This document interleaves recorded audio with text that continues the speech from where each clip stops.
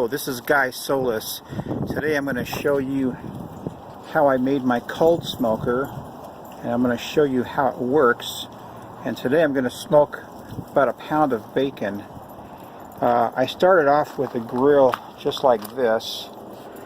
This is my grill I've had for a while, and I didn't want to do anything to it, so I bought me another one at a thrift store for $2. And I also bought a hot plate right there.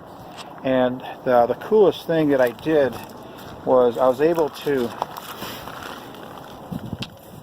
take this plate off, and it's got a bolt and a nut holding the three legs together, because there's two up front, and I was actually able to get this hot plate, and there's a bolt running down the center of it, and I replaced the bolt with a bolt that was about maybe half an inch longer, and actually bolted it to the legs, and so it's all one unit. So that's pretty cool. Just need to figure out how I'm going to attach that lid so I can just lift it all together, but that's no big deal. So what I did is I got my boss stitch jigsaw. I went and bought me some metal cutting blades, and I drilled holes here and here, and I went around and I cut the thing out. It kind of went nuts on me right there, because I thought I was adjusting the speed. I was actually adjusting something else, so it kind of took off on me right there, but it still works fine. Inside,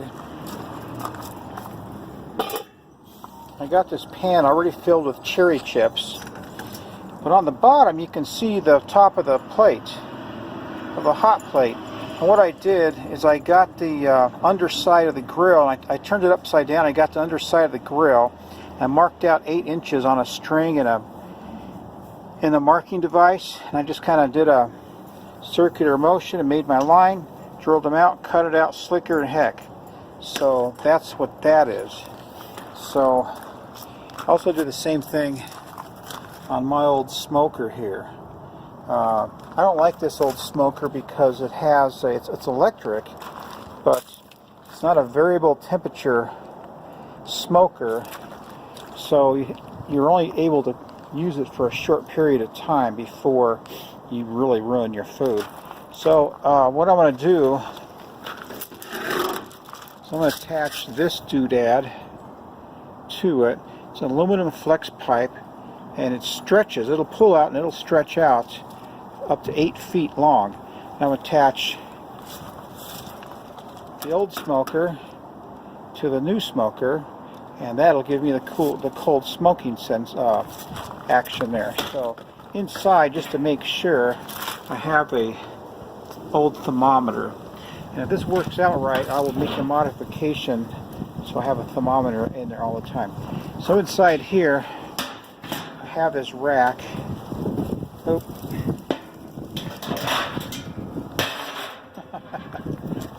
I have this rack right here where I'm going to put my bacon, and I think I'm going to put it on the lower rack because this rack just got stuck in the lid. So anyway, let me get it all put together, and we'll see how it works, huh? I got it all hooked up. I just turned it on. I'm going for more of a medium heat for now. So what I'm going to do, so I'm going to wait for it to start smoking really good, and then I'll put the bacon in there.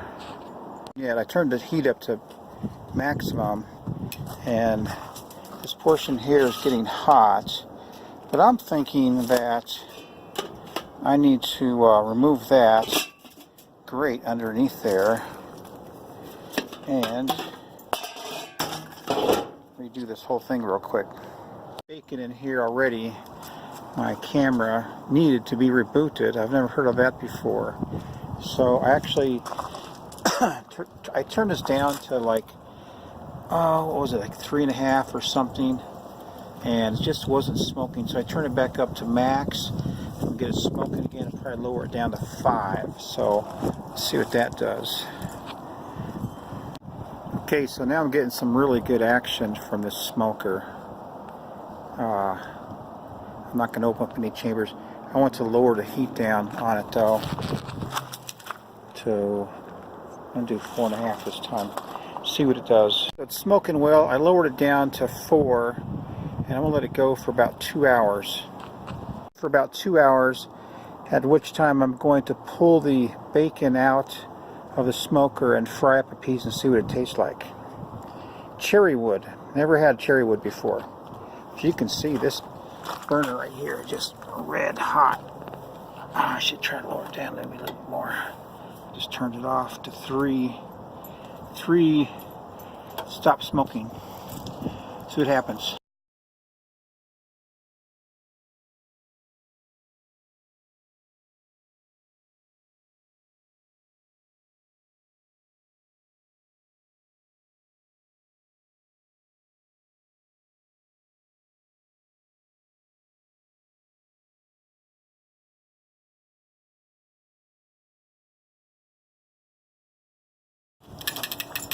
Okay, so it's been 2 hours.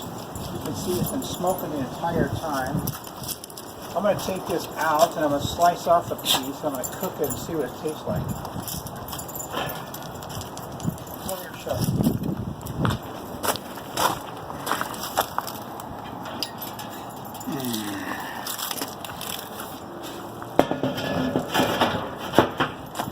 Okay, it looks good. It's real rigid, so.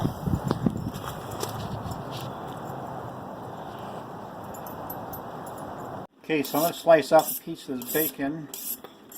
And just for your information, when you cold smoke, you got to be careful because your meat is going to be sitting out there for a couple of hours.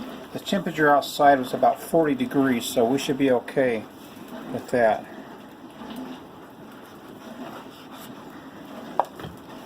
Just a regular slice of bacon.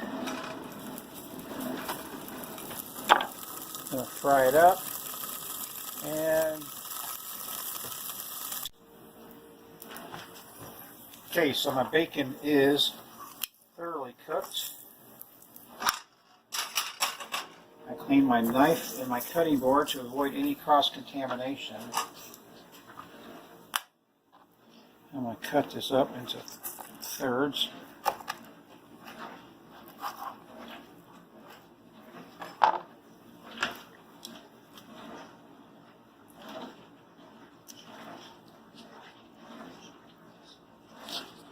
So here it is.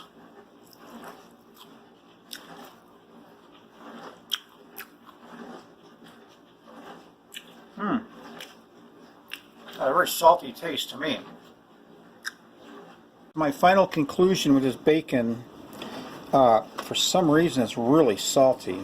So you're not going to really want to have it for breakfast unless you don't use salt in anything else. You can taste the smoking, but I don't think the cherry wood is really strong enough. I would rather do the hickory. I do have some hickory, so I'm cutting these into little slightly thicker slices.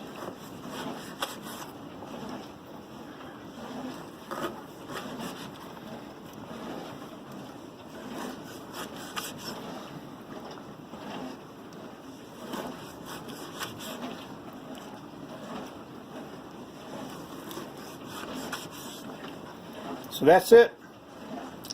That's my bacon. So we'll see y'all next time as I keep on experimenting with food and smoking and things like that. So y'all take care.